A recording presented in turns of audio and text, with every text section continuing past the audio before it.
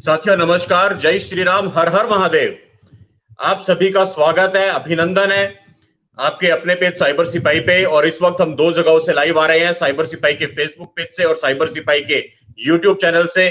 मैं आप सभी लोगों का बहुत बहुत स्वागत करता हूं हृदय के अनंत गहराइयों से कि आज छठे दिन भी आप लोग सही समय पर मौजूद है यहाँ पे उस अद्भुत अनुपम भागवत कथा के स्वरूप से जुड़ने के लिए, जिसको परम पूज्य यति नरसिंहानंद सरस्वती महाराज जी के श्रीमुख से हम लोग सुन रहे हैं। जो 9 दिन की ये भागवत कथा है, जिसको 20 जुलाई से 28 जुलाई तक साइबर सिपाही पे प्रसारित किया जा रहा है। और इसको लाइव देखने के लिए मैं कुछ नाम यहाँ स्क्रीन पे देखता हूँ, कौन कौन साथी जुड़ चुके हैं। सभी का स्वागत है। विवेक मिश्रा भाई, आपका स्वागत है। और मनीष शर्मा जी, आप लगातार छठे दिन जुड़े हुए। मनीष भाई, आपका बहुत बहुत स्वागत है। आशीष भारतीय, कमलेश राय जी, आध्यात्मिक जी, वरुण बंसल भाई है, रूपा पंडिता बहन है, पूजा त्यागी बहन है, अयोध्या नंदन भाई है, अंकुर चौहान भाई है। सिर्फ एक इशारा दे दीजिए, हमेशा की तरह जो मैं हर रोज बोलता हूं कि ऑडियो और वीडियो आपको बिल्कुल क्लियर आ रहा है। और आज की कथा हम शुरू करते हैं। मैं बिल्कुल आपके और गुरुदेव के बीच में बाधा उत्पन्न नहीं करूंगा। मैं अपने आप को स्क्रीन से तुरंत हटाता हूं, क्योंकि मुझे मालूम है आप लोग उनको सुनने के लिए उत्सुक हैं। और बहुत मुश्किल से कोई पुण्य कर्म होते हैं तो धरती पे एक ऐसा धर्म योद्धा आता है, तो धरती पे कोई ऐसा संत आता है जो धर्म को धर्म के तरीके से दिखाता है। वरना तो हम सबने देखा ही है कि व्यासपीठ पे अली मोला जपने वाले कैसे लोग हैं। ठीक है, बिल्कुल सही है, धन्यवाद, ठीक आ रहा है, धन्यवाद। तो साथियों, मैं आप सबकी तरफ से स्क्रीन पे आमंत्रित करता हूं पूज्य गुरुदेव यति नरसिंहानंद सरस्वती महाराज जी को। गुरुदेव, आपको बहुत बहुत आपके चरणों में नमन है। हम सबकी ओर से, साइबर सिपाही के योद्धाओं की ओर से, साइबर सिपाही की पूरी टीम की ओर से, और यूट्यूब और फेसबुक पे विश्व भर से जहां जहां से लोग इस लाइव को देख रहे हैं, उन सभी की ओर से मैं आपके चरणों में कोटि कोटि प्रणाम करता हूं गुरुदेव। देवादिदेव भगवान महादेव शिव और जगतजननी मां जगदम्बा के चरणों में नमन करते हुए शिवम मैं शुरू करता हूं। धर्म ध्यान में आपका, गणपति राखो मेरी लाज, धर्म युद्ध है ध्येय मेरा, मेरे पूर्ण कीजो काज, सदा भवानी दाहिने, गौरी पुत्र गणेश, 5 देव रक्षा करें, ब्रह्मा विष्णु महेश, माता चे पार्वती देवी, पिता देवो महेश्वरा, पांडवा से भक्ताश्च स्वदेशो भुवंत्रियम, यत्र योगेश्वर है कृष्णो, यत्र पार्थो धनुर्धर, तत्र शरीर विजयो भूतिर ध्रुवा नीतिर मतिर्मम, धर्म क्षेत्रे कुरुक्षेत्रे संवेता युयुत्तवा, माम कहा पांडवाश्च किम कुर्वत संजय। देवादिदेव भगवान महादेव शिव को नमन करता हूं, जगतजननी मां जगदम्बा को नमन करता हूं। मेरे साथ मेरा बच्चा बैठा हुआ है, मेरा शिष्य है श्याम सिंह यादव। आज मैंने इसे अपने साथ इसलिए बैठाया है क्योंकि मैं चाहता हूं ये लोग भी मेरी कथा को सीखें। और जैसे मुसलमानों में जमाती होते हैं ना, जमाती, उस तरह से ये लोग अपने धर्म का प्रचार करें। हर व्यक्ति कृष्ण का प्रचार करे, हर व्यक्ति राम का प्रचार करे, हर व्यक्ति परशुराम जी का प्रचार करे, धर्म के सिद्धांतों का हर व्यक्ति प्रचार करे। ये धर्म की कथा है, ये धर्म का प्रचार आम लोगों तक जुड़ना चाहिए, नीचे के लोगों तक, ताकि वो लोग ये समझ सके कि धर्म क्या है और धर्म को कैसे बचाया जाता है।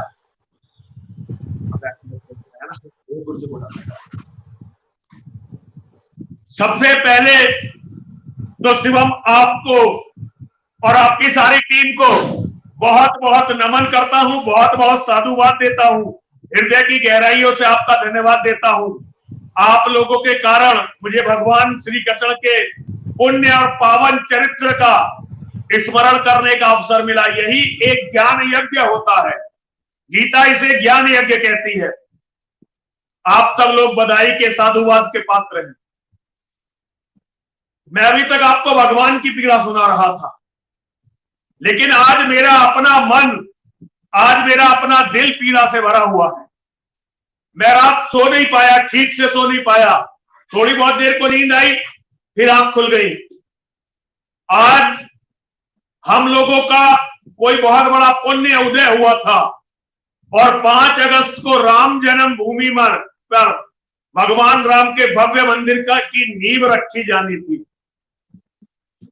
एक सनातन धर्मी होने के नाते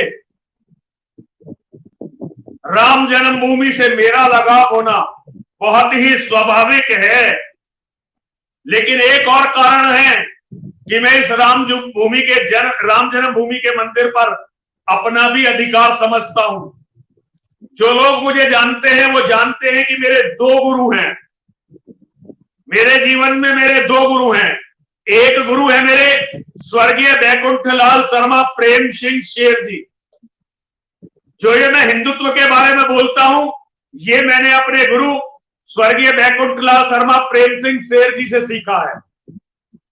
और जो मैं ये अध्यात्म में जैसे यज्ञ करता हूं, भगवान श्री कृष्ण की कथा करता हूं, धार्मिक ग्रंथों पर चर्चा करता हूं, ये मुझे मेरे गुरु स्वामी ब्रह्मानंद सरस्वती जी महाराज ने, जो अभी देवबंद में रहते हैं, 115 साल के हैं, लगभग 115 साल पूरे हो गए उनके, और वो देवबंद के शमशान में रहते हैं। ये मैंने उनसे सीखा है। अपने जीवन में मेरा अपना कुछ भी नहीं है। ये शरीर माता पिता का दिया हुआ है। ये जो कपड़े मैंने पहन रखे हैं, ये मेरे शिष्यों के दिए हुए हैं। और जो मैं बोल रहा हूं, ये मेरे गुरुजनों का मुझे सिखाया हुआ है। मेरे गुरु श्री बैकुंठलाल शर्मा प्रेम जी, प्रेम सिंह शेर के नाम से जिन्हें जाना जाता था, वो आरएसएस के राष्ट्रीय स्वयंसेवक संघ के प्रचारक थे। पहले वो आर्मी में काम करते थे। 1948 में जब रामलला प्रकट हुए थे अयोध्या जी में,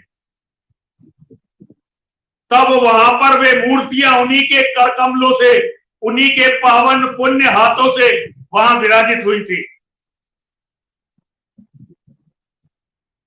कोई भी आरएसएस वाला आपको ये बातें बता देगा।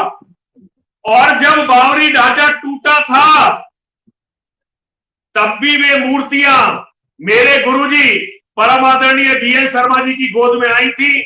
और वो रामलला की मूर्तियों को, भगवान के पूरे परिवार को पूरी रात अपनी गोद में लेकर बैठे रहे थे। ये राम जन्मभूमि के केस में लाल कृष्ण आडवाणी जी के साथ, आचार्य धर्मेंद्र जी के साथ, वो भी अपराधी माने जाते हैं बाबरी विध्वंस के, श्री बीएल शर्मा प्रेम सिंह शेर जी। और मेरे गुरुजी स्वामी ब्रह्मानंद सरस्वती जी महाराज, वो हिंदू जागरण मंच के संस्थापक संगठन मंत्री हैं। पागल हो सारे, बिल्कुल मूर्ख हो यार।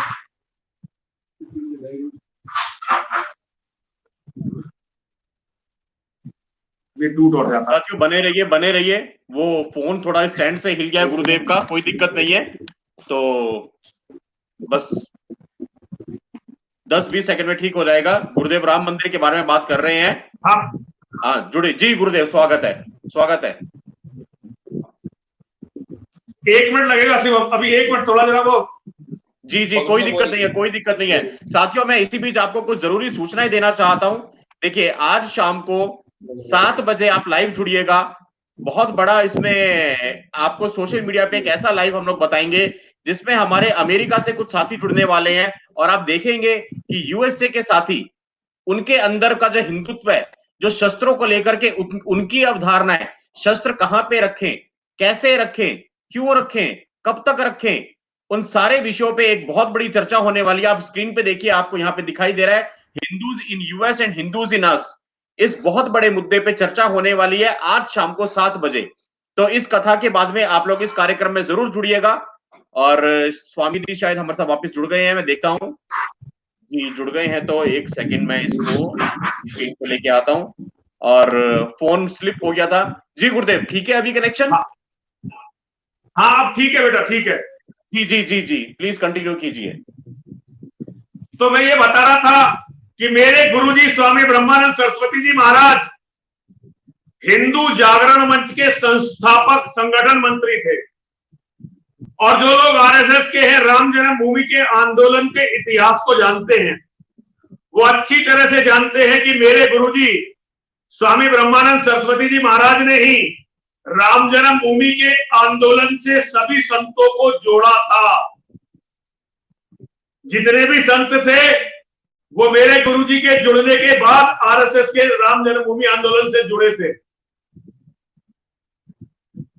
मेरे गुरुजी के अनुरोध पर ही, उनकी मित्रता के कारण ही योगी जी के गुरु अवैधनाथ जी महाराज, श्री महंत अवैधनाथ जी महाराज आरएसएस के नजदीक आए थे। ये सभी लोगों को पता है, कोई इसकी चर्चा करे या ना करे, लेकिन सत्य बदल नहीं सकता। विश्व हिंदू परिषद तो इस आंदोलन में बहुत बाद में आई थी। विश्व हिंदू परिषद तब आई थी जब ये आंदोलन बहुत पुख्ता, बहुत मजबूत हो गया था। वैसे तो हिंदू जागरण मंच भी संघ का ही संगठन है और विश्व हिंदू परिषद भी संघ का ही संगठन है, लेकिन राम जन्मभूमि का आंदोलन संघ की तरफ से शुरू किया था हिंदू जागरण मंच ने और संभाला था विश्व हिंदू परिषद ने। मैं आपको इस तरह से ये बताना चाहता हूं कि मेरे दोनों गुरुजन किस तरह से इस राम जन्मभूमि के आंदोलन से जुड़े हुए थे। मेरे गुरुजी श्री बैकुंठलाल शर्मा प्रेम जी संघ के एक बहुत बड़े प्रचारक हैं, जिनका नाम है इंद्रेश कुमार। इंद्रेश कुमार जी, जितने भी लोग संघ से जुड़े हुए हैं, आप सभी लोग इंद्रेश कुमार जी को अच्छी तरह से जानते होंगे। तो मेरे गुरुजी कहा करते थे, उनके जितने भी साथी, उनके जितने भी शिष्य हैं, आप पता कर सकते हैं, वो कहा करते थे कि भाई ये इंद्रेश कुमार नाम का आदमी यदि आरएसएस में रहा तो एक दिन सारे संघ के लोगों को ये खाकी निक्कर के नीचे खतना करवा देगा, खाकी निक्कर के नीचे खतना करवा देगा। वो इसे आईएसआई से जुड़ा हुआ मानते थे। वो ये मानते थे कि ये बहुत इतना जो इसके पास धन संपत्ति और साधन है, ये सारे विदेशियों के द्वारा इसे दिए। आज मेरे गुरुजी इस दुनिया में नहीं है और उनके बिहाफ पर मैं कोई ऐसी बात नहीं कहना चाहता था,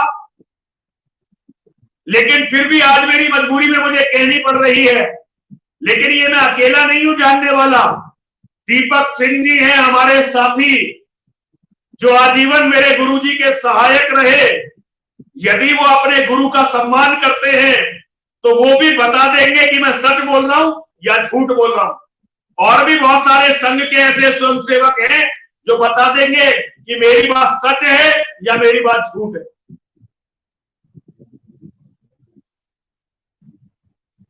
आज जब राम जन्मभूमि के मंदिर में पहली मिट्टी फैज खान नाम के एक लव जिहादी, एक जिहादी के साथ से डलवाई जा रही है, तब मुझे अपने गुरुजी की बात कल से रह रहकर याद आ रही है कि बड़े लोग, विद्वान लोग, तपस्वी लोग किस तरह से भविष्य को देख लिया करते थे। कैसे वो जान जाते थे कि कल क्या होने वाला है। जो मेरे गुरुजी ने कहा था वो एक एक अक्षर सत्य सिद्ध हुआ। और आज मुझे लगता है कि आरएसएस के जितने भी पदाधिकारी हैं, शायद उन्होंने अपने अब तो लेकर भी छोड़ दिए, अब तो पेंट आ गई है, लेकिन उन पेंटों के नीचे शायद उनका खतना हो चुका है। तभी 500 साल के विकट संघर्ष के बाद जो खुशी सनातन धर्मियों को मिली थी, आज उस खुशी को बिल्कुल धूमिल कर दिया गया है, बिल्कुल धूमिल कर दिया गया है। मैं हिंदुओं को बताना चाहता हूं, यदि इस जिहादी फैज का हाथ, इसे छोड़िए, एक भी जिहादी का हाथ यदि राम जन्मभूमि की नींव पर लगा तो वो आपका मंदिर नहीं रहेगा, बल्कि सनातन धर्म के विनाश का केंद्र बन जाएगा। और इसका मैं आपको तथ्य समझा रहा हूं। जगत गुरु शंकराचार्य जी, स्वामी माधवाश्रम जी महाराज थे, 1998 की बात है या 1999 की बात है। उनके आश्रम में, दिल्ली में उनका शंकराचार्य लेन पर आश्रम था, सिविल लाइंस में। उनके आश्रम में एक मीटिंग हो रही थी गौरक्षा के लिए। वहां उन्होंने अपने खास कार्यकर्ताओं को बुला रखा था। मैं भी उस मीटिंग में था। उस मीटिंग में 2 मुसलमान आए हुए थे। मैंने चलती हुई मीटिंग में कहा, महाराज जी ये दो मुसलमान क्यों बुला रखे हैं? एक तो जितने भी लोग कथा को सुन रहे हैं, जहां तक भी मेरी बात पहुंच रही है, मैं आपको बताना चाहता हूं कि मैंने गीता से पहले कुरान को पढ़ा था। मैंने पूरी कुरान पढ़ी थी, उसके बाद मैं इस्लाम को समझने की स्थिति में आया था। कुरान को पढ़ने के बाद मैंने असलियत को जानने के लिए मदरसों की और मस्जिदों की खाक छानी है, तब मैं इस्लाम को थोड़ा बहुत समझ पाया हूं। तब मैं इस्लाम की इन कॉन्सेप्टों को कि किस तरह वो हम में ही मिलकर हमें धूल दूसरित कर देते हैं, इन चीजों को समझ पाया हूं। मैंने जगत गुरु शंकराचार्य जी की उपस्थिति में वहां मीटिंग में कहा, महाराज ये मुसलमान आपने क्यों बुलाए हैं? तो स्वामी जी बोले कि भाई ये बहुत बड़े गौ भक्त हैं, ये गौरक्षक हैं। मैंने स्वामी जी से कहा, स्वामी जी ये हो ही नहीं सकता। ये मुसलमान ना गौरक्षक हो सकते हैं, ना गौ भक्त हो सकते हैं।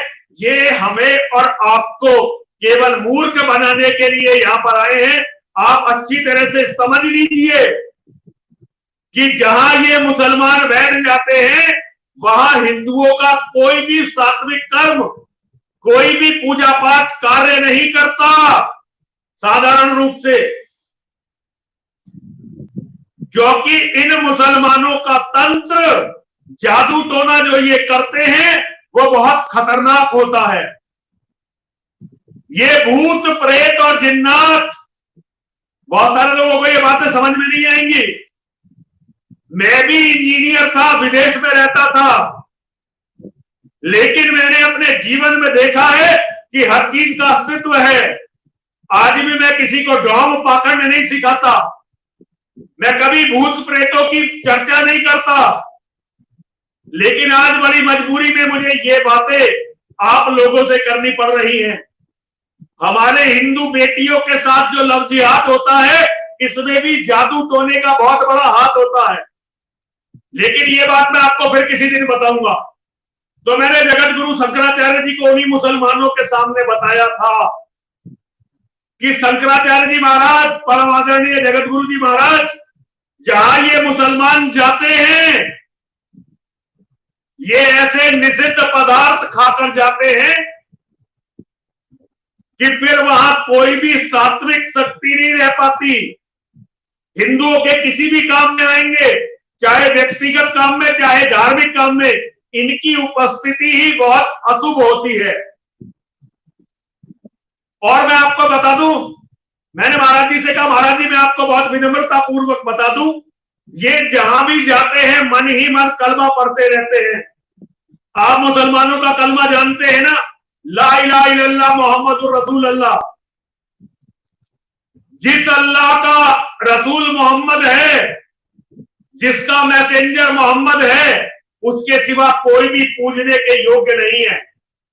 और जब वो मन ही मन इस मंत्र को पढ़ते रहते हैं निषिद्ध पदार्थ खाकर, तो उनकी प्रेत ऊर्जा, उनकी नेगेटिव एनर्जी बहुत भारी होती है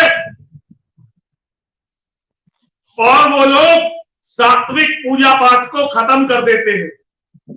वहां तांत्रिक पूजा पाठ तो चल सकता है, लेकिन वैष्णवों का जो सात्विक पूजा पाठ है, जो ज्यादातर हिंदू करते हैं, वो नहीं काम करता फिर। और उसके बाद वहां वो कार्यक्रम, वो कार्य, वो स्थल हमेशा के लिए पवित्र हो जाता है, हमेशा के लिए सनातन के विरुद्ध हो जाता है।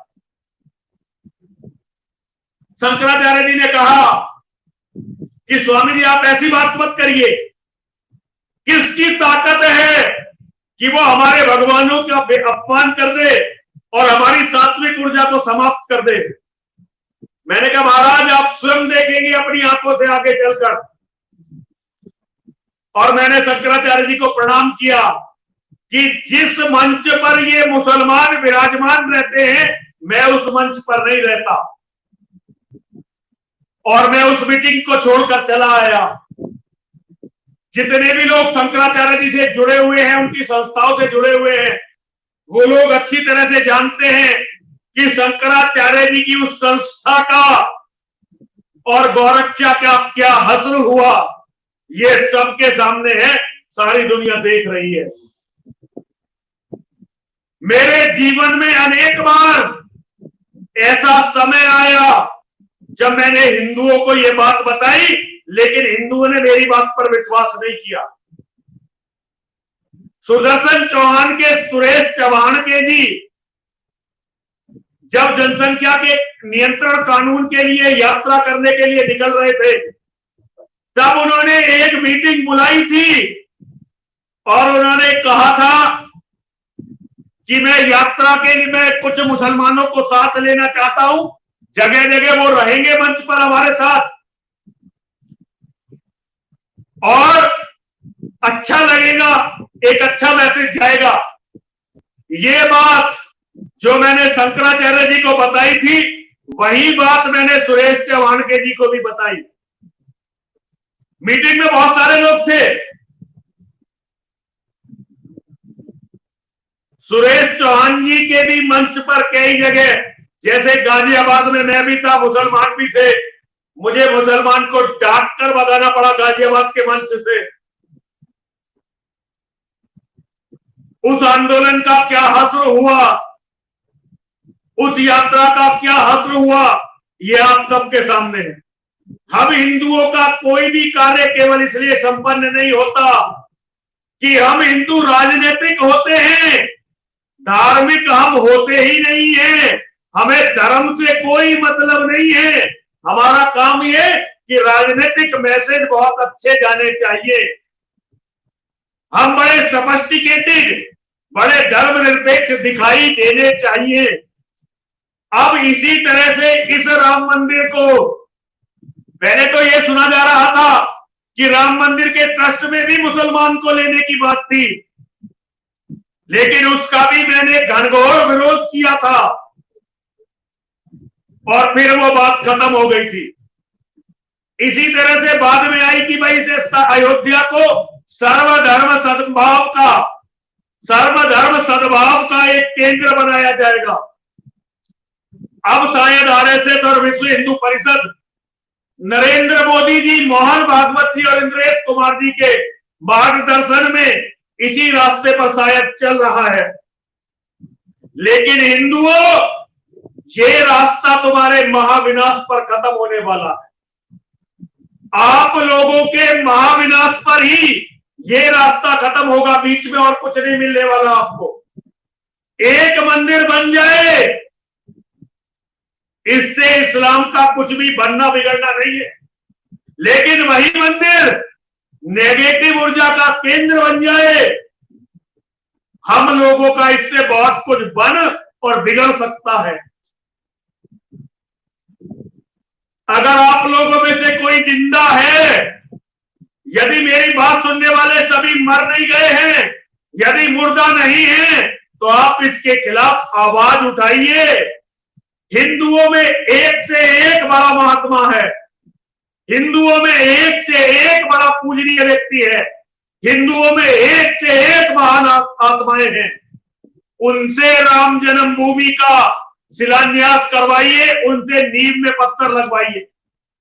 वो आएगा और राम जन्मभूमि की नींव में मिट्टी डालेगा। हमारी ये परंपरा नहीं है।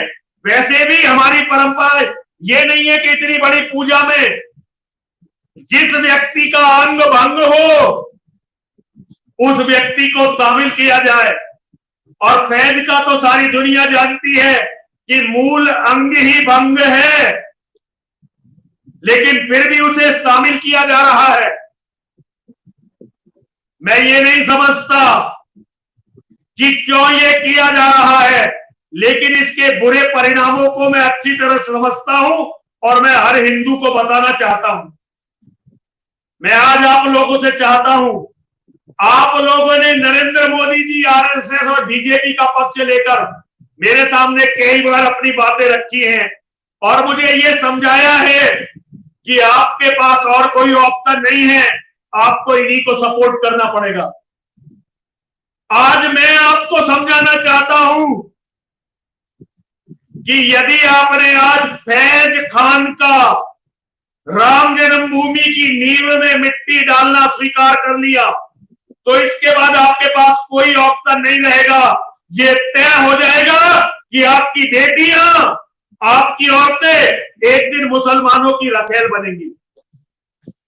बात मेरी बहुत कड़वी है, लेकिन मैं अपने जीवन की शर्त लगाने के लिए तैयार हूं, यदि एक शब्द भी उसका झूठ निकल जाए। हम लोग बड़े बहादुर बनते हैं। रामधारी सिंह दिनकर जी ने जब रश्मि रथी लिखी थी, तो उसकी प्रारंभ की कुछ पंक्ति आपको सुनाना चाहता हूं। जय हो जग में जले जहां भी नमन पुनीत अनल को, जिस नर में भी बसे हमारा नमन तेज को बल को, किसी व्रत पर खिले जगत में पर नमनस्य है फूल, और सुधी खोजते नहीं गुणों का आदि शक्ति का मूल। ऊंच नीच का भेद न जाने वही श्रेष्ठ ज्ञानी है, दया धर्म हो जिसमें सबसे पूज्य वही प्राणी है, क्षत्रिय वही भरी हो जिसमें निर्भयता की आग, सबसे श्रेष्ठ वही ब्राह्मण है हो जिसमें तप त्याग, हो जिसमें तप त्याग। आज ना तो हमारे पास वे क्षत्रिय रहे जिनके मन के अंदर निर्भयता की आग भरी हो, और ना ही हमारे पास वे ब्राह्मण रहे जो तप को जानते हो, जो त्याग को जानते हो। आज हमारे पास जो ब्राह्मण हैं वो है जो सत्ता की चाटुकारिता में हाथ जोड़कर खड़े हैं, महाराज लाओ मुसलमान को, हम पूजा पाठ करवाएंगे, हम कर्मकांड करवाएंगे। ये कौन है नरसिंहानंद पागल, जो इतने बड़े शुभ कार्य में विघ्न डाल रहा है। आज हमारे यहां कोई क्षत्रिय नहीं बचा। केंद्रीय मंत्री गिरिराज सिंह जी, जो मेरे अपने गुरु भाई हैं, उन्होंने एक बार राजनाथ सिंह का हाथ पकड़कर कहा था, बाबू साहब बहुत बढ़िया सरकार चल रही है। ये पिछली सरकार की बात है। मैं गिरिराज सिंह जी का बड़ा सम्मान करता हूं, बड़ा मान करता हूं, बड़ा आदर करता हूं, और वो व्यक्ति आदर के योग्य भी हैं। लेकिन उन्होंने राजनाथ सिंह का हाथ पकड़कर कहा था, बाबू साहब सरकार बहुत अच्छी चल रही है, हम लोग बहुत अच्छा काम कर रहे हैं, लेकिन ये समझ लीजिए कि आपकी पोती और मेरी पोती ये दोनों जानी मुसलमानों में ही हैं। ये बात गिरिराज सिंह जी ने कही थी, आज मुझे सत्य प्रतीत होती दिखाई दे रही है। आज कोई ऐसा राजपूत नहीं है, आज कोई ऐसा क्षत्रिय नहीं है जो नरेंद्र मोदी जी से, मोहन भागवत जी से और परम आदरणीय परम पूजनीय इंद्रेश कुमार जी से ये कह सके कि नहीं, हम आपको ये पाप नहीं करने देंगे, राम जन्मभूमि की मिट्टी पर किसी मुसलमान के हाथ नहीं लगेंगे। क्या है कोई कहने वाला, क्या है कोई बताने वाला? कल से व्हाट्सएप और फेसबुक पर एक शब्द चल रहा है, इमामे हिंद। आप समझ रहे हैं, इमामे हिंद, मेरे मर्यादा पुरुषोत्तम राम, अखिल ब्रह्मांड नायक, तीनों लोकों के स्वामी, मर्यादा पुरुषोत्तम भगवान राम को इमामे हिंद बताया जा रहा है। इमामे हिंद का मतलब जानते हैं आप लोग? इमामे हिंद का अर्थ होता है वो व्यक्ति जो उस क्षेत्र में इस्लाम के जिहाद का, जो व्यक्ति इस्लाम के जिहाद के झंडे को बुलंद करता है, उस क्षेत्र में उसे वहां का इमाम घोषित किया जाता है। आज मेरे राम को इमामे हिंद घोषित कर दिया गया है। इसका अर्थ है कि अब मेरे राम सनातन धर्म की रक्षा नहीं करेंगे, बल्कि वो मोहम्मद के चपरासी होकर, मोहम्मद के गुलाम होकर, इन अरबी टट्टुओं के, खच्चरों के, इन भारत के कीड़े मकोड़ों के गुलाम होकर अब भारत की धरती पर जिहाद करेंगे। ये शब्द जानते हैं आप इमाम हिंद किसका दिया हुआ शब्द है? ये अल्लामा इकबाल नाम के एक बहुत ही बड़े विश्वासघाती, बहुत ही बड़े क्रूर, बहुत ही बड़े गद्दार, बहुत ही जिहादी सुअर का दिया हुआ शब्द है। अल्लामा इकबाल, जिसने हिंदुओं को बहकाने के लिए लिखा, सारे जहां से अच्छा हिंदुस्तान हमारा, और जो मुसलमानों से कहता था चीनो अरब हमारा, हिंदुस्तान हमारा, मुस्लिम है हम, वतन है सारा जहां हमारा। इतना बड़ा दोगला पाकिस्तान, भारत के बंटवारे की नींव में वही इकबाल है, और आज भारत की दुर्गति के मूल में भी वही इकबाल है। इकबाल का ही शिष्य था मौलाना अबुल कलाम, जो भारत के इस्लामीकरण के लिए भारत में रुक गया था, और उसे उस समय कांग्रेस ने देशभक्त मुसलमान घोषित किया था। जैसे आज मुख्तार अब्बास नकवी को, शहनाबाज हुसैन को, इस फैज खान को राष्ट्रवादी मुसलमान घोषित किया जाता है। एक समय था कांग्रेस के मुसलमानों को देशभक्त मुसलमान घोषित किया जाता है। अब जो अर्थ देशभक्त का ही है वही राष्ट्रवादी का अर्थ है। कांग्रेस ने देशभक्त शब्द का प्रयोग किया और हमसे हमारा देश छीन लिया, और अब ये राष्ट्रवादी शब्द का प्रयोग करके हमें गुलाम बनवाएंगे, हमारी बहन बेटियों को मुसलमानों की रखेल बनवाएंगे। मुझे पता है कि आप में से ज्यादातर लोग ना तो मेरी बात को पसंद करेंगे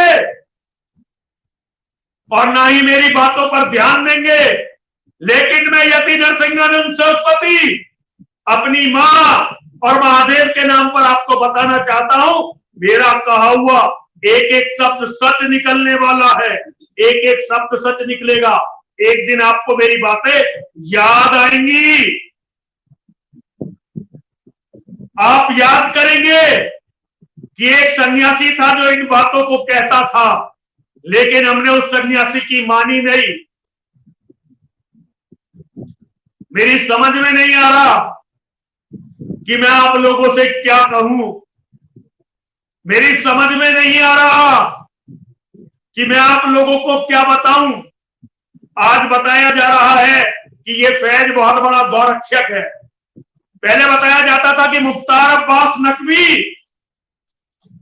ये बहुत बड़ा राष्ट्रवादी है, लेकिन इस राष्ट्रवादी ने पिछले 6 साल में कांग्रेस 70 साल के शासन में जितने मुसलमान सिस्टम में नहीं भर पाई, उससे ज्यादा मुसलमान आपके इस राष्ट्रवादी ने, और वो मुसलमान एक से एक कट्टर है।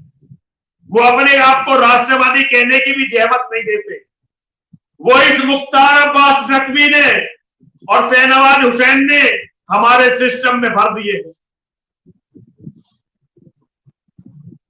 आज मैं बोल नहीं रहा हूं, आपको दिखाई नहीं दे रहा है, लेकिन मेरी आत्मा रो रही है।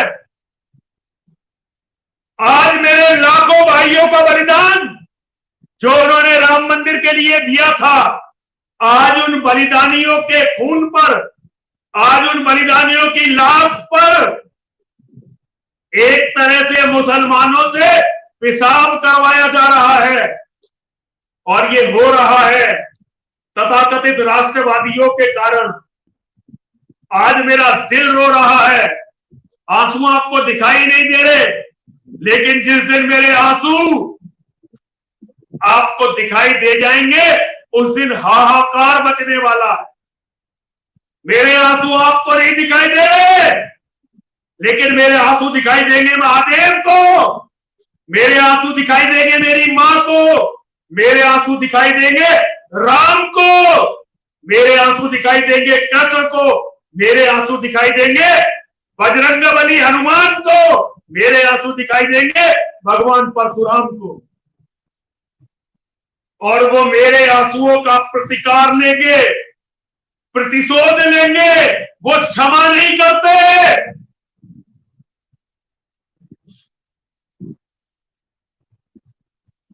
वो क्षमा नहीं करते।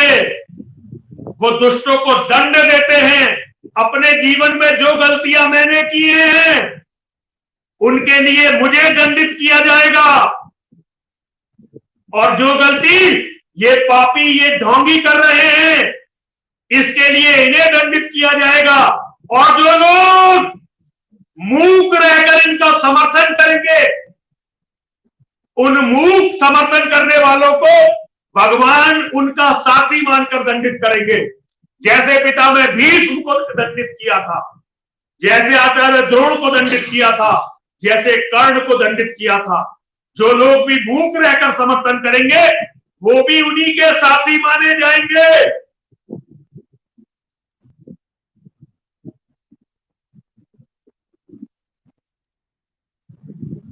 कुछ नहीं कह सकता आप लोगों से।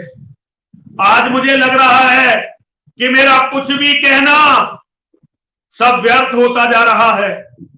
कोई भी चीज सही दिशा में जाती हुई नहीं दिखाई दे रही है। हमारी मेहनत पर, हमारे खून पसीने पर बनी हुई सरकारें आज हमारे दुश्मनों को, हमारी बेटियों का, हमारी औरतों का सौदा कर रही हैं, और हम लोग हिजड़ों की तरह ताली बजाने पर मजबूर हो रहे हैं, क्योंकि हमारे पास विकल्प नहीं है। हिजड़ों के पास, नामर्दों के पास, नपुंसकों के पास कभी विकल्प नहीं होता। विकल्प होते हैं शेरों के पास, विकल्प होते हैं वीरों के पास, विकल्प होते हैं दिलेरों के पास, विकल्प होते हैं उनके पास जो अपने मान, सम्मान, धर्म और राष्ट्र के लिए मर मिटना जानते हैं। जो ना मरना जानते हैं, ना मिटना जानते हैं, ना लड़ना जानते हैं, ना त्याग की भावना जिनमें है, उनके पास क्या विकल्प हो सकता है। कल कांग्रेस का कोई विकल्प नहीं था, आज इनका कोई विकल्प आपके पास नहीं है। आपके पास तो एक ही विकल्प रहेगा। जैसे यजीदियों की बेटियों की मंडियां आपने देखी है, एक दिन आपकी बहन बेटियों की ऐसे ही मंडी लगेगी और आपके जवान बेटे मार दिए जाएंगे, काट दिए जाएंगे, और उसके दोषी आप होंगे, क्योंकि आपने जब इतने बड़े पाप हो रहे थे कभी भी आवाज नहीं उठाई, आप बोले नहीं। अगर आप चाहते हैं कि परमात्मा कल आपके साथ रहे तो इस अन्याय के खिलाफ आवाज उठाइए, इस अन्याय के खिलाफ बोलना शुरू कीजिए। जहां बैठे हैं वहीं से शुरुआत कीजिए। ट्विटर पर मैसेज भेजिए, फेसबुक पर भेजिए, इंस्टाग्राम पर भेजिए, व्हाट्सएप पर भेजिए, मोदी तक अपनी बात पहुंचाइए। ये सोशल मीडिया के शेर ही हैं जिन्होंने मोदी को प्रधानमंत्री बनाया था। सोशल मीडिया ने मोदी को इस देश का हीरो बनाया है। लेकिन अगर आप में कोई भी वास्तव में सनातन धर्म को मानने वाला है तो आज मोदी से कहिए कि तुमने यदि ये पाप किया तो हम क्षमा नहीं करेंगे तुम्हें। हमें नहीं चाहिए ऐसा राम मंदिर जिसकी नींव एक जिहादी, एक कलमा पढ़ने वाला, एक मुसलमान रखे। और बहुत सारे लोग कह रहे हैं कि ये क्या नाम है इसका, ये बहुत बड़ा गौभक्त है, सनातन का मानने वाला है। अरे मूर्खो, तुम इस्लाम को नहीं जानते, तुम्हें पता नहीं है कि तुम्हारी टक्कर किन लोगों से है, कौन लोग तुम्हारे सामने खड़े हुए हैं। तुम्हें इसका आभास ही नहीं है। तुम्हें अपने शत्रु के बारे में कुछ भी नहीं पता है, और तुम लोग मानसिक रूप से अपनी बहन बेटियों का बलात्कार करवाने के लिए बिल्कुल तैयार हो।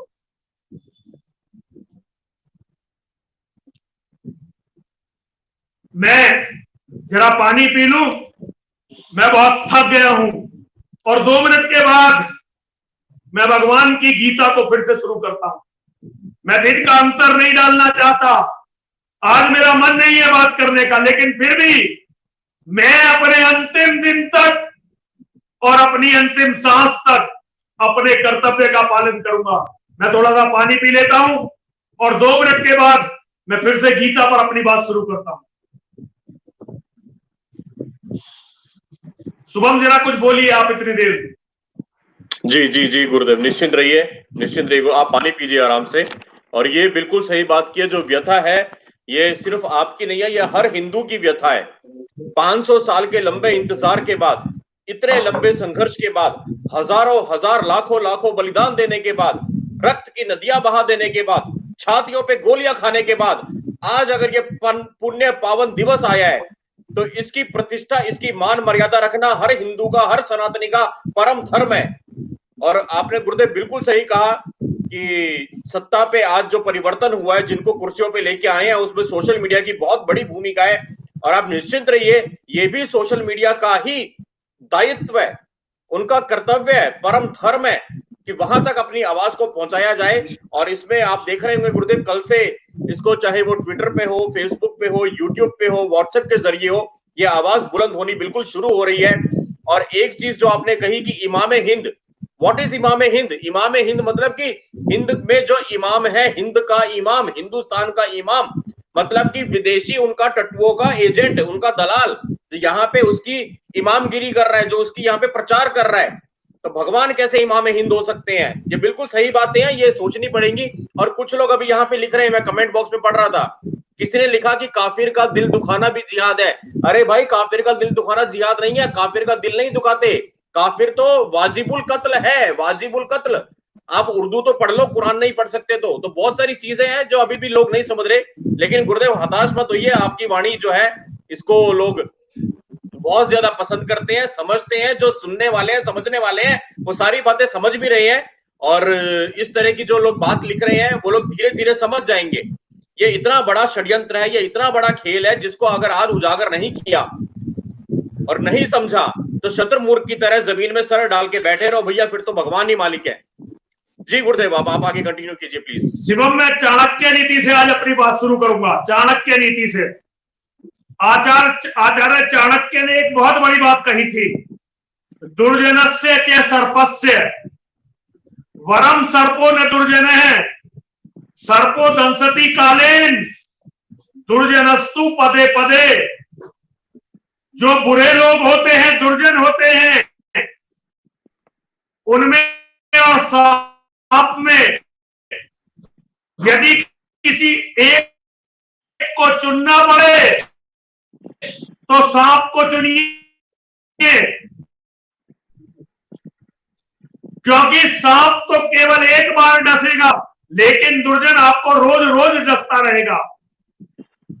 और उन्होंने कहा है आचार्य चाणक्य ने, तक्षकस्य विषम दंते, तक्षक कहते हैं सर्प को, तक्षकस्य विषम दंते, सांप के दांत में जहर होता है, मक्षिकायास्तु मस्तके, और जो जहरीली मक्खी होती है उसके मस्तक में, उसके सिर में जहर होता है। वृश्चिकस्य विषम पुंछे, जो बिच्छू होता है उसकी पूंछ में विष होता है। सर्वांगे दुर्जने विषम, लेकिन जो बुरे लोग होते हैं, जो दुर्जन होते हैं, उनके शरीर के हर हिस्से में, उनके हर रोम रोम में, उनके हर छिद्र में जहर होता है।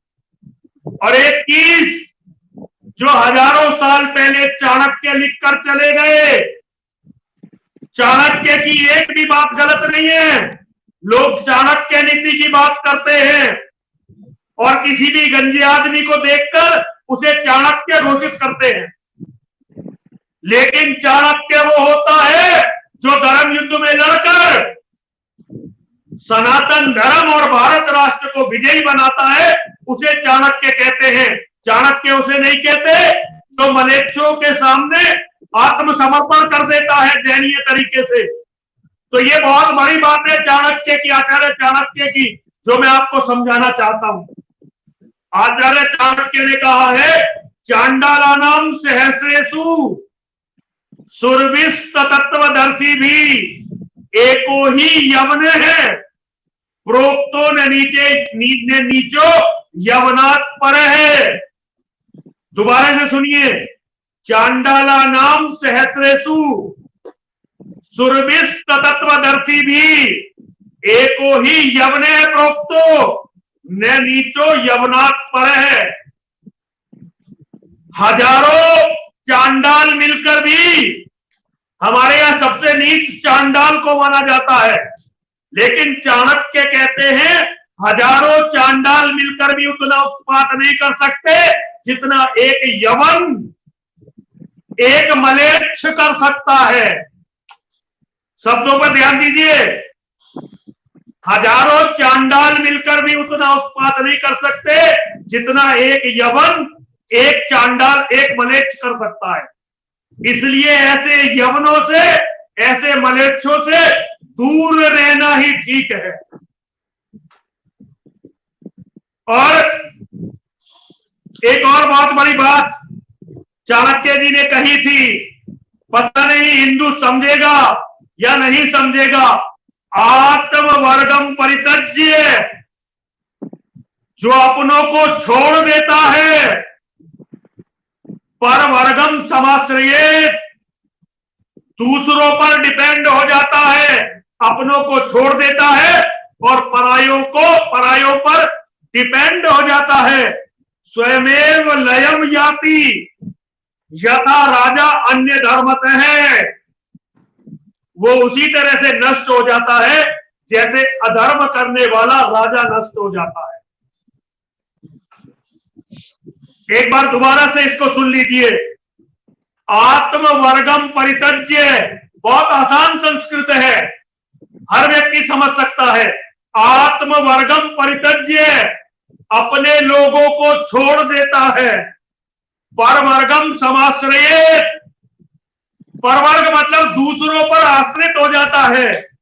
स्वयमेव लयम याति यथा राजा अन्य धर्मतः, वह इसी तरह से नष्ट हो जाता है जैसे धर्म से विमुख हुआ राजा नष्ट हो जाता है। तो आज के राजा वो धर्म को छोड़ चुके हैं और उनका विश्वास धर्म से हट गया है। वो हमें छोड़ चुके हैं और वो मुसलमानों को अपना माई बाप मान चुके हैं, जबकि वो जानते हैं कि वो फैज से चाहे कुछ भी करवा ले, चाहे राम मंदिर की नींव रखवा ले, चाहे अपनी बेटी फैज को दे दे और चाहे अपने आप अपने शरीर को फैज को प्रस्तुत कर दे, लेकिन मुसलमान उन्हें फिर भी वोट नहीं देने वाले, मुसलमान उन्हें वोट नहीं देंगे। लेकिन शायद उन्होंने चाणक्य का केवल नाम सुना है, चाणक्य को कभी पढ़ा नहीं है। चाणक्य कहते हैं खला नाम कंटका, जो खल होते हैं, दुष्ट होते हैं, और जो कांटे होते हैं, उनके साथ केवल दो तरह से व्यवहार करना चाहिए, खला नाम कंटका नाम। खलों के साथ, खल जन दुष्ट जनों के साथ, और कांटों के साथ केवल दो तरह से व्यवहार करना चाहिए, उपानन मुख भंगो या दूरतो विसर्जनम। उपानन विष भंगो वे दूरतो व विसर्जनम, या तो जूते के द्वारा कांटों का और दुष्टों का मुंह तोड़ दो या उनसे दूर रहो। आपको या तो उनका मुंह तोड़ना है, जो धर्म के विरोधी है, दुष्ट है, लेकिन यदि मुंह नहीं तोड़ सकते तो ऐसे लोगों से दूर रहो। ये आचार्य चाणक्य बहुत पहले हमें बता गए थे, लेकिन हम हिंदुओं ने ना आचार्य चाणक्य को सुना, ना ही कृष्ण को सुना। आचार्य चाणक्य का एक और श्लोक बता दूं अंतिम, उसके बाद गीता शुरू करूंगा।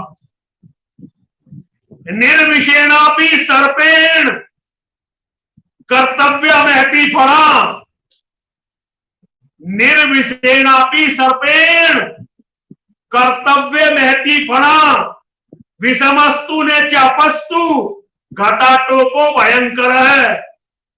मनुष्य को अपना थोड़ा बहुत भय हमेशा बनाकर रखना चाहिए।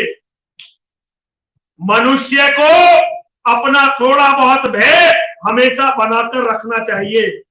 विषहीन सर्प भी अपनी सुरक्षा के लिए अपना फन फैलाकर और दांत दिखाकर भय उत्पन्न करता है, तब जीवित रहता है। हम हिंदू तो पहले नेता बनाते हैं,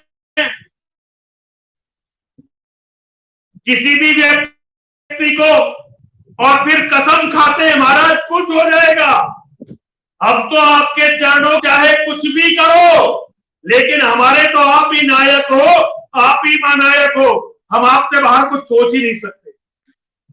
पहले कांग्रेस के साथ भी हमने यही किया था और आज के नेताओं के साथ भी हम यही कर रहे हैं। हम यही करने लायक हैं, हम यही करते हैं। किसी भी नेता को, किसी भी धर्म के शत्रु को, किसी भी हमारे विरोधी को हमारा कोई भय नहीं है। और जब हमारा कोई भय नहीं है तो हम अब डोडो पक्षी हो गए हैं। डोडो पक्षी समझते हैं ना? ऑस्ट्रेलिया में जो पक्षी रहा करते थे, जिन्हें यूरोप से जाने वाले मांसाहारियों ने खा लिया, हम उसी तरह के डोडो पक्षी हो गए हैं। लेकिन हमारे कृष्ण ने हमें ये नहीं सिखाया था। हमारे कृष्ण ने तो हमें सिखाया था कि युद्ध के मैदान में या तो विजय या वीरगति, यही सनातन के मानने वाले का लक्ष्य होना चाहिए। इससे कम कुछ भी हमें स्वीकार नहीं होना चाहिए। लेकिन हमने कृष्ण को नहीं सुना।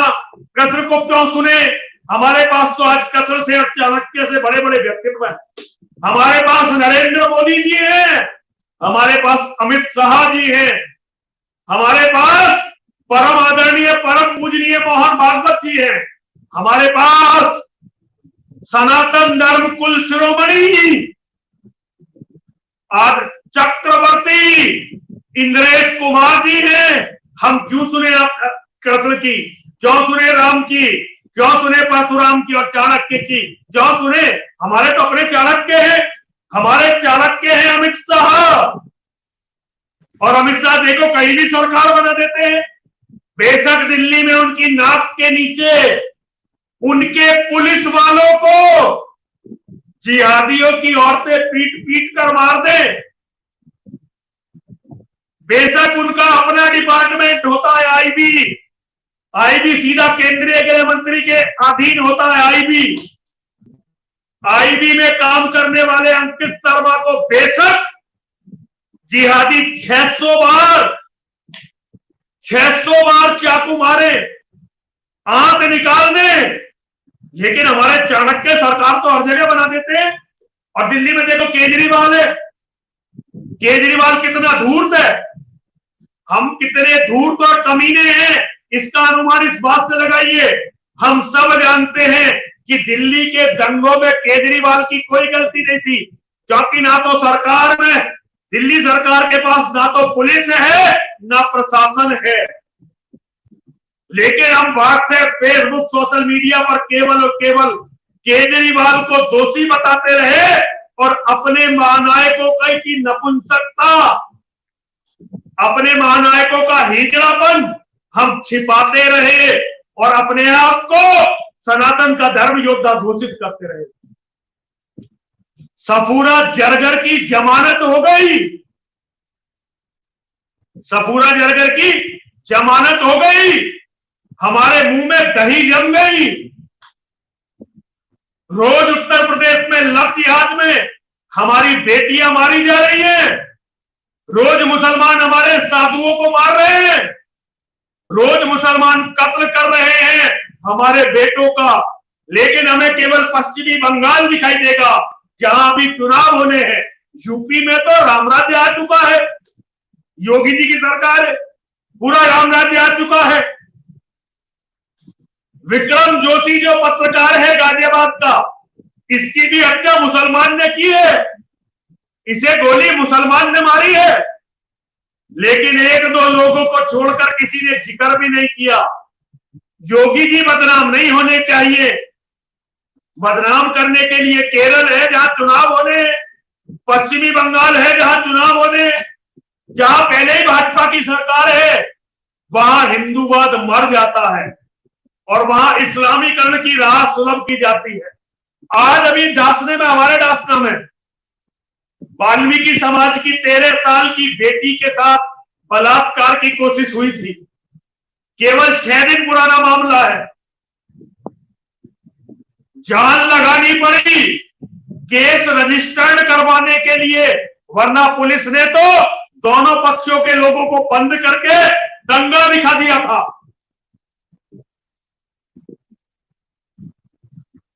ये तो मंदिर के लोग जब लगे और पूरी जान लग, बड़ी मेहनत से हम केस रजिस्टर्ड करवा पाए, वरना पुलिस ने तो दंगा दिखा दिया था कि दोनों तरफ से दंगा हुआ है। सूर्या बुलेटिन में देख लेना, ये केस आपको इसकी पूरी डिटेल मिल जाएगी। आज तो मैं गीता बोल ही नहीं पाया और समय भी बहुत ज्यादा हो गया है।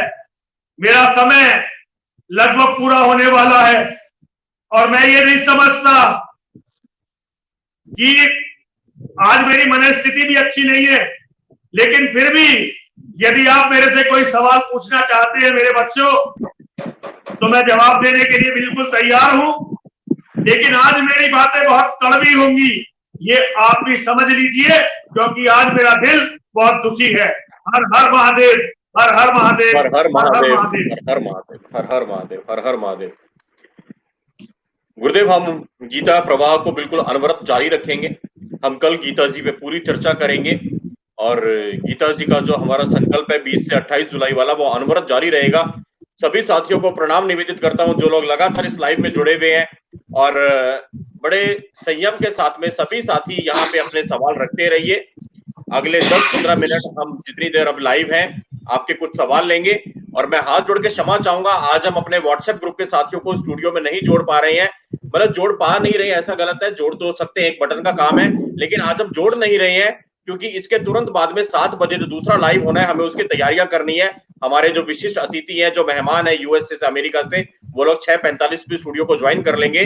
तो आज हम स्टूडियो में किसी को एंट्री नहीं ले रहे हैं, हम सिर्फ कमेंट बॉक्स से कुछ सवाल लेंगे। और गुरुदेव, मैं अपने अंतर्मन से, अपनी अंतरात्मा से, मेरी ओर से, साइबर सिपाही के सभी योद्धाओं की ओर से, आपके सभी छोटे भाई बहनों, आपके बेटे, आपके बेटियों की ओर से, जितने भी लोग इस कथा को सुन रहे हैं आपके श्रीमुख से, सबकी ओर से आपके चरणों में कोटि कोटि प्रणाम निवेदित करता हूं। आपको बहुत बहुत आभार व्यक्त करता हूं, आपको बहुत बहुत साधुवाद प्रेषित करता हूं, आपको बहुत बहुत नमन करता हूं गुरुदेव। हर हर महादेव। हर हर महादेव, हर हर महादेव बच्चों, हर हर महादेव जी। कुछ सवाल अब स्क्रीन पे मैं देख रहा हूँ, हमारे साथ में सभी लोग जुड़े हुए हैं। सवाल से पहले क्षमा चाहता हूँ, मेरे से गलती हो गई। एक नीरव ध्रुव भाई गुजरात से हैं, गुजरात से नीरव ध्रुव भाई ने हमारी इस 9 दिन की कथा के लिए गुरुदेव एक छोटा सा योगदान दिया है, और ये योगदान जो है, मैं हमेशा कहता हूँ, आपका सबसे बड़ा योगदान है एक शेयर का। आपकी ये जो फिगर है, इससे आप शेयर करते हो, इस वीडियो को जो आप घर घर तक पहुंचा रहे हो, सबसे बड़ा योगदान वो है। अर्थ के बिना भी जब व्यर्थ है, तो जो आर्थिक योगदान है, मेरा परम धर्म है वो कैमरे पे आकर के बोलने का। जो साथी इस कथा में लगातार जुड़े हुए हैं, आज 6ठा दिन हो गया है। कल मैंने आपको बताया था कि हमारे साध्वीता जी ने 300 रुपए का योगदान है, उज्जवल जी ने 50 रुपए का, एक का, और आज 1001 रुपए का योगदान गुजरात से हमारे नीरव ध्रुव भाई ने इस कथा के लिए किया है। मैं आप सभी को बहुत बहुत आभार व्यक्त करता हूँ। आपका 1 रुपया 1 लाख के बराबर है, और ये जो आपने कथा के नाम पे किया है, ये जब भी हम मंदिर जाएंगे या से करके वो मंदिर में भगवान के श्री चरणों में आपके जो योगदान है ऐसा रख दिया जाएगा। बहुत बहुत धन्यवाद सभी साथियों को। अब अयोध्या नंदन कह रहे हैं भाई कोई और गाली बची तो वो भी दे लो। कोई बात नहीं अयोध्या भाई, कोई यहाँ पे अगर गलत लिख रहा है तो लिखने दो, हमारे यहाँ दीमकों की कमी नहीं है। हिंदू तो घर की दीमक से ही मरा है, ये हिंदू का दुर्भाग्य है। मत एंटरटेन करो ऐसे लोगों को, बोलने दो अगर कोई कुछ बोल रहा है तो, है ना, इग्नोर करो। उनकी सबसे अच्छी सजा है उनको इग्नोर करो। पे क्योंकि बहुत सारे सवाल आ गए। मनीष शर्मा, महाराष्ट्र के स्कूलों की 8वीं कक्षा की किताब में क्रांतिकारी सुखदेव का, मैंने इस विषय में पहले ही बात की है। मनीष जी वो वीडियो आप देखिएगा। ये सिर्फ महाराष्ट्र में नहीं है, बहुत सारी किताबों में है। सेंट्रल बोर्ड में बहुत बड़ा षड्यंत्र चल रहा है। शिक्षा जिहाद, जो आज अभी तो बताया है, अल्लामा इकबाल का चेहरा, पहला शिक्षा मंत्री, ये तो वहां से बीज उगाए गए हैं ना, वो बीज आज तक पनप रहे हैं, वो फसलें अभी भी काटी जा रही है। ये तो शिक्षा जिहाद चलाया गया है बकायदा। अगर ये शिक्षा जिहाद नहीं होता तो आज किसी शुभम को, किसी सिंगारन सरस्वती महाराज को, किसी अंकुर आर्य को, किसी आयुष को क्यों आके अपनी छोड़ के, अरे हम अपनी जिंदगी क्या कम अच्छी जी रहे थे, हम बहुत अच्छी जी रहे हैं, भगवान की दया से अच्छे परिवारों में जन्म लिया है, भगवान की दया से अच्छा काम कर रहे हैं, अच्छा रोजगार है, सब कुछ अच्छा है, लेकिन हमें क्यों बोलना पड़ रहा है? क्योंकि हमारे पुरानी नस्लें जो ऐसी थी जिन्होंने बीज बोए जिहाद के, हमारे आप तक लेकर आनी है, इसलिए हम लोग अपने काम धंधे अपनी चीजें छोड़ के यहाँ पे आकर के बोलते हैं। तो गलत तो नहीं बोल रहा हूँ? बिल्कुल सही कह रहे हैं आप, बिल्कुल सही। और प्रणाम गुरु जी, हर महादेव, हर महादेव। बीजेपी से क्या आप हिमाचल से कोई संगठन हो? मंजीत जी, वो आपको ईमेल पे सारी जानकारी दे देंगे। गुरु एक सवाल है, हिंदुस्तान में डायनेमिक मीडिया लिखता है कि गुरु जी से सवाल है, हिंदुस्तान में कितने हिंदू होंगे? भैया जो आप कहना चाह रहे हो समझ गए, 100 करोड़ में मुश्किल से वो 1 लाख भी नहीं होंगे। जो आप हिंदू बोलना चाह रहे हो ना, जो हम हर रोज कहते हैं कि खालसा पंथ की तरह एक पंथ बनाया जाए, या कोई तबलीगी जमात की तरह एक जमात खड़ी की जाए, वो असली सनातनी कहलाएंगे। तो ये तो बाकी तो दीमक है। आप जो लिख रहे हैं, आपने अपने सवाल में जवाब लिखा है, हिंदुओं में 100 में से कोई एक हिंदू होता है, बाकी तो नाम के हिंदू हैं। जी गुरुदेव, आप 2 मिनट प्लीज को कंटिन्यू कीजिए, शायद एक फोन है यूएसए में, खोल ले।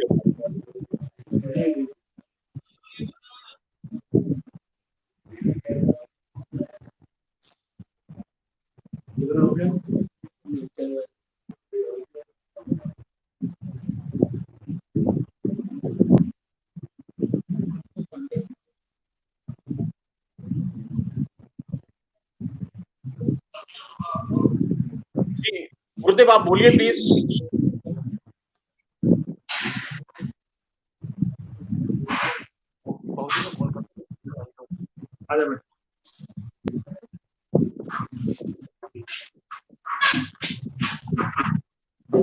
जी तो सुनील भाई कह रहे हैं, क्षमा चाहता हूँ साथियों, गुरु जी से एक सवाल है, हिंदुस्तान में कुल कितने %?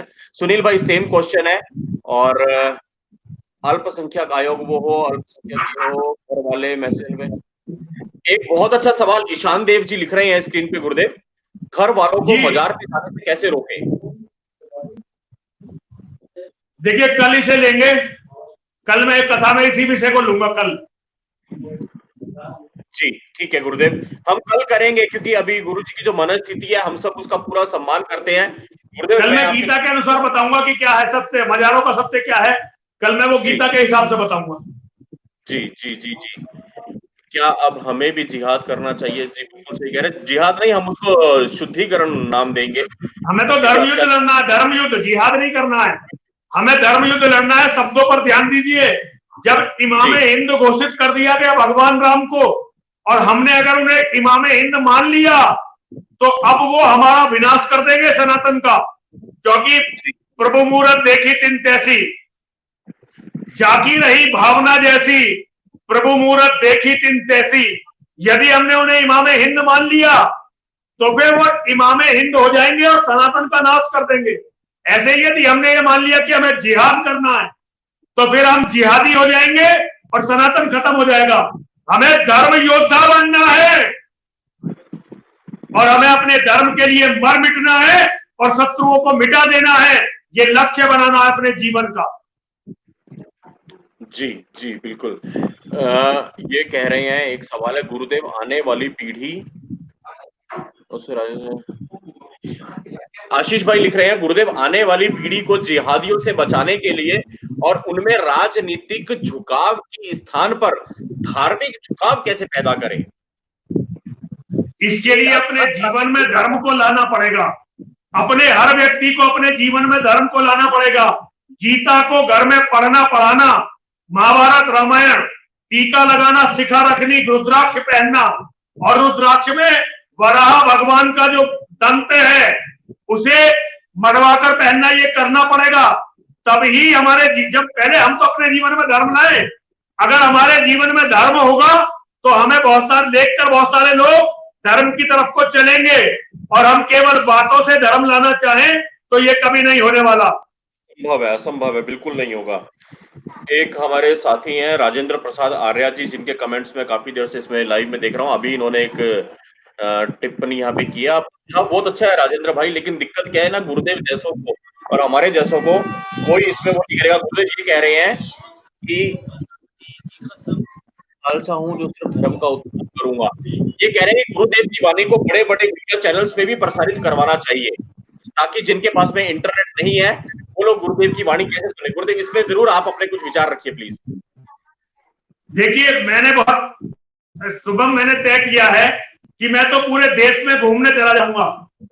मैं थोड़े साधन इकट्ठे कर रहा हूं और मैं तो जमात की तरह पूरे देश में घूमूंगा, जगह जगह जाऊंगा, जैसे जमाती जाते हैं ना।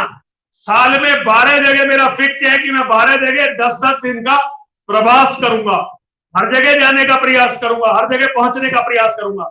लेकिन इसके लिए जरूरी है कि जो प्रश्न पूछ रहे हैं वो मेरे पास आए, मुझसे भी ज्यादा प्रचंड बने, और धर्म का प्रचार हर किसी को लगना पड़ेगा। जो जिंदा रहना चाहते हैं सम्मान के साथ, स्वाभिमान के साथ, जय के साथ, विजय के साथ, उनमें सबको लड़ना पड़ेगा। कोई एक नहीं कर पाएगा इस काम को। जी गुरुदेव, बिल्कुल सही कह रहे हैं। और गुरुदेव, आप तो यात्रा कर भी रहे थे अनवरत। हमारी कितनी दफे रात को बात हुई है, 2-2 बजे भी आप सड़कों पे यात्राओं में रहते थे। और मुझे अच्छे से याद है, मैं बड़ी जिम्मेदारी से कैमरे के ऊपर सभी साथियों को बताना चाहता हूँ, अगर हमने कहीं किसी समय को दिया हुआ है किसी को, एक दफे हमारी मीटिंग थी अमेरिका के साथियों के साथ में, गुरुदेव सुबह 7 बजे भारतीय समय के अनुसार सुबह 7 बजे लाइव आना था, और मैंने गुरुदेव को शर्म से फोन नहीं किया, क्योंकि शायद रात को 5 बजे तक वो सुबह ट्रेवल करके आए थे, दिल्ली वापस आए थे, और मैंने इस शर्म से फोन नहीं किया कि यार अभी 5 बजे तो घर पहुंचे हैं, थोड़ी देर में ज्वाइन कर लेंगे, कोई बात नहीं, मैं ज्वाइन कर लेता हूं। लेकिन साथियों, मैं आपको बताना चाहता हूं, जब मैंने उस मीटिंग को ज्वाइन किया, ये मुझसे पहले ऑनलाइन बैठे हुए थे। तो धर्म के लिए इस तरह का जो संकल्प लेकर के चले हैं, आप बिल्कुल सही कह रहे हैं कि बड़े चैनल्स पे आना चाहिए। बड़े चैनल्स अगर जगह नहीं देते, बड़े चैनल्स अगर अली बोला को जगह देते हैं, तो हमें उनके पैरेलल एक बड़ी लाइन बनानी पड़ेगी। हमें उनके बड़ी लाइन बनानी पड़ेगी, अपनी लाइन बड़ी करनी पड़ेगी। हमें अपनी एक रेखा बनानी पड़ेगी, और हमें अपने आप को घर घर पे पहुंचाना होगा। हमें इस आवाज को घर घर पे पहुंचाना होगा, और ये आप सभी साथियों के सहयोग से होगा। आप सभी साथी हमारे को सिर्फ इतना सा सहयोग कर दीजिए, जो आपका श्रमदान है, प्रतिदिन 24 घंटे में से आप हमें 5, 10, 15 मिनट दे दीजिए। हमारे जितने भी वीडियोस हैं यूट्यूब पे, आप उनको देखिए, कॉपी कीजिए, आपके जितने भी व्हाट्सएप के ग्रुप्स हैं, आप उसमें वो चीजें फैला दीजिए। क्योंकि आप सभी साथियों को मालूम है, दिल्ली दंगों से पहले साइबर सिपाही के एक वीडियो आपने देखे होंगे। गुरुदेव के वीडियो को कम से कम 2.5 करोड़ लोगों ने देखा था, जो 11 जून 2017 को हमें आशीर्वाद देने साइबर सिपाही के सेमिनार में आए थे। वो वीडियो की रीच 2.5 करोड़ से ऊपर थी। आज हमारे को 10,000, 20,000, 50,000, लाख, 1.5 लाख लोग देखते हैं, क्योंकि हमारा नेटवर्क ध्वस्त कर दिया। और हमारी गलती क्या थी, हमने दिल्ली दंगों का सच बताया था। लेकिन आज आईबी ने, रॉ ने, इंटेलिजेंस ने, पुलिस वालों ने सारी वो बातें बोली है जो हमने उस दिन कही थी। आज उन बातों पे सरकार की मुहर लग गई, तो वो बातें सच्ची हो गई। हमने बोली तो हम दंगा भड़काने वाले हो गए थे। ऐसे में हमें आपका साथ चाहिए, इस आवाज को फैलाते रहिए, चाहे वो साइबर सिपाही के रूप में है, चाहे वो नरसिंह वाणी के रूप में है, चाहे वो सूर्य बुलेटिन के रूप में है, चाहे वो हमारा न्यूज पोर्टल है, चाहे वो हमारी न्यूज ऐप है, या वो हमारे यूट्यूब चैनल्स है। ये काम साथियों आपको करना होगा, ये संकल्प आपको लेना होगा। आपको 24 घंटे में से हमें सिर्फ 5 मिनट अपने देने होंगे। इतना तो आप लोग कर ही सकते हो ना। ये मैं आपसे हाथ जोड़ के विनती करता हूँ, इतना सा श्रमदान, इतना सा समयदान आप हमें दे दो, हमारा नेटवर्क फिर से खड़ा हो जाएगा, और ये वाणी घर घर में पहुंचेगी। उस दिन आप कभी नहीं लिखोगे कि गुरु की कथा बड़े चैनल पे करवाओ। उस दिन तो ये अली मोला वाले भी हमारे चैनल पे आने के लिए बोलेंगे कि भैया हमसे अतीत में गलती हो गई, अब अली मोला छोड़ के हम सिर्फ भगवान की बात करेंगे, एक बार हमें अपने चैनल पे बुला लो, हमें वो दिन लेके आना है। इस संकल्प से आगे बढ़िए साथियों। और मैं आखिरी प्रश्न इस पे लेता हूं, ये कंट्रोल रूम से निवेदन करूंगा, एक बार अभी इस पोस्ट को हटा लीजिए। ये हमारा यूएस का कार्यक्रम है जो 7 बजे शुरू होगा आज। आप सभी साथी 7 बजे लाइव यहीं पे जुड़ जाइएगा साइबर सिपाही के चैनल पे। और अभी जब तक मैं उस वीडियो में प्लीज कंट्रोल रूम किसी और पोस्टर को यहाँ पे ना लेके आए। कृपया एक होल्ड पे रहिएगा। जो आज मैं आपको बताना चाहता हूँ, 1 मिनट के लिए आप कैमरे पे आ सकते हैं। चंदन भाई अपना कैमरा ऑन कीजिए। आज हमारा जो कंट्रोल संभाल रहे हैं का आपने बड़ा सुंदर बैकग्राउंड देखा। गुरुदेव और शुभम फ्रेम में दिख रहे हैं, पीछे हमारे भगवान श्री कृष्ण जो अर्जुन को गीता का उपदेश। गुरुदेव बहुत छोटा बच्चा है, झारखंड से जो हमारे आर्मी के हॉस्पिटल में उड़ीसा में बैठे बैठे खून पहुंचवाते हैं, रक्त पहुंचवाते हैं, ये बच्चा है। मेरे भाई कैमरा ऑन करो, चंदन भाई अपना। अगर आप आ सकते हैं तो एक बार स्क्रीन पे आइएगा चंदन भाई, कैमरा ऑन करके। हाँ आइए।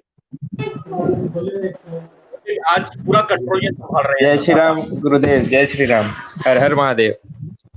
हर हर महादेव, हर हर महादेव। बहुत खुश रहिए।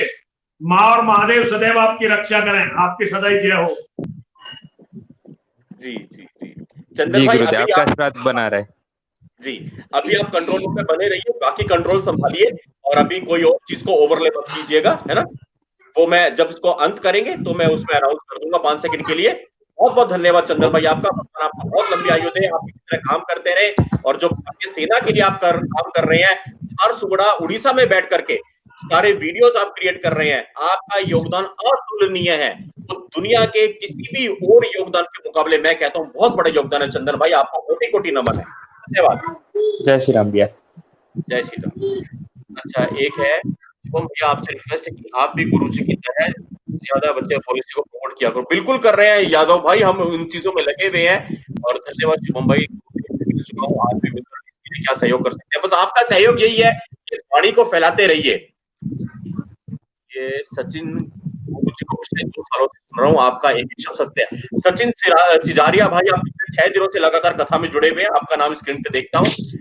और सचिन भाई लिख रहे हैं गुरुदेव की गुरु जी को पिछले 2 सालों से लगातार सुन रहा हूँ, और गुरुदेव का एक एक शब्द सत्य है, बिल्कुल सत्य है, और यही बात है। और सचिन भाई, जो आपने कहा था कि काफिरों का दिल दुखाना भी जिहाद है, मैं ऐसी चीजें थोड़ी सी आपके भाई की याददाश्त है, नाम वगैरह याद रख लेता हूँ वहां पे, तो इसके ऊपर अपन के भी चर्चा करेंगे। काफिरों का दिल दुखाना जिहाद नहीं है, काफिरों का तो वाजिबुल कत्ल है। काफिरों को मार देना है, दिल क्या दुखाना। काफिर तो गाजर मूल्य उनके लिए। काफिर की क्या परिभाषा है, उसके लिए कभी हम पूरा लाइव चर्चा करेंगे। मेरे कुछ पुराने वीडियोस हैं, और गुरुदेव के भी वीडियोस हैं, वो भी आप देख लीजिएगा। वो सारे वीडियोस आपको यूट्यूब में आर्काइव में मिल जाएंगे। साइबर सिपाही चैनल हमारा दिल्ली दंगों के समय बंद कर दिया गया था, हम वहां से वीडियोस उठा करके नए चैनल पे शिफ्ट कर रहे हैं। तो आप नए चैनल को सब्सक्राइब जरूर कर लीजिए, घंटी के आइकन को दबा दीजिए, ताकि हमारी जो पुरानी आवाजें सरकारों ने दबा दी है, प्रशासन ने दबा दी है, वो वाणी घर घर तक पहुंचाना अब आप लोगों का काम है मेरे दोस्तों। हमें भी गीता में भगवान ने कहा है, अगर कोई आपकी मातृभूमि या धर्म या आपके परिवार पर हमला हो, तो सामने आपका गुरु हो, पिता हो, कोई भी हो, उसका वध करना धर्म युद्ध है। बहुत सुंदर गुरुदेव। ये देखो, हमारी बहन है रजनी पटेल जी, और खूब पड़ता है ऐसी बहनों को देख करके। रजनी पटेल बहन ने लिखा है, मैं पढ़ देता हूँ दोबारा गुरुदेव ये कमेंट, और मैं इसको स्क्रीन पे भी ले आता हूँ। देखिए गुरुदेव, ये बहन लिखती है कि हमें भी गीता में भगवान ने कहा है, अगर कोई आपकी मातृभूमि या धर्म या जीव हत्या या आपके परिवार पर हमला हो, तो आपके सामने आपका गुरु हो, आपका पिता हो, आपका भाई या कोई भी आपका हो, तो उसका वध करना धर्म युद्ध है। पूरा गीता का निचोड़ बहन ने एक वाक्य में दे दिया है। बिल्कुल सही बात है, यही तो मैं समझा रहा हूँ। गीता कल यही लेंगे, कल यही लेंगे। जब अर्जुन ने भगवान से पूछा, कल इसी विषय को ही लेंगे। जी, तो गुरुदेव आपकी अनुमति हो, आज का हम इसको यहाँ पे समापन करें, क्योंकि आज आपकी जो मन। बिल्कुल, देवादिदेव भगवान महादेव शिव और जगत जननी माँ जगदम्बा सदैव आपकी रक्षा करें, आपके परिवार की रक्षा करें, आपकी सदैव जय हो। माँ और महादेव की कृपा अनंत काल तक आप लोगों के ऊपर हो, आपकी सदैव जय हो। हर हर महादेव, हर हर महादेव, हर हर महादेव, हर हर महादेव। और मैं अपने सभी साथियों से सिर्फ ये निवेदन करूंगा, आप लोग इस लाइव को अधिक से अधिक शेयर कर दीजिएगा। शेयर करने के साथ साथ याद रखिए, 20 से 28 जुलाई प्रतिदिन शाम को 5 बजे भगवान श्री कृष्ण के वो स्वरूप जो हमें कभी नहीं दिखाए गए, भगवान श्री कृष्ण को किस तरह से हमारे को बताया गया, ऐसे में आप लोग देखेंगे एक अद्भुत अनुपम स्वरूप में भागवत कथा परम पूज्य यति नरसिंहानंद सरस्वती जी के श्रीमुख से हमारे को बताया गया कि भगवान श्री कृष्ण लड़कियां छेड़ते थे। हमारे को बताया गया कि वो शाम चूड़ी बेचने आया। हमारे को कंट्रोल रूम में प्लीज कोई और हैंडल ना करे, कंट्रोल रूम में मेरे को छोड़ दीजिए। हमारे को बताया गया भगवान श्री कृष्ण माखन लेकर के बंसी बजाते थे। हमारे को बताया गया कि कृष्ण रोमियो थे। इन सभी विषयों पे 20 से 28 जुलाई तक 2 दिनों तक परम पूज्य यति नरसिंहानंद सरस्वती महाराज जी के श्रीमुख सुनिए अद्भुत अनुकूल स्वरूप में भागवत कथा 20 से 28 जुलाई हर शाम 5 बजे आपके अपने चैनल साइबर सिपाही के यूट्यूब चैनल पे, आपके अपने साइबर सिपाही के फेसबुक पेज पे, और अब से कुछ ही देर में आधे घंटे बाद आप लोग लाइव जुड़िए साइबर सिपाही के यूट्यूब चैनल पे, साइबर सिपाही के फेसबुक पेज पे।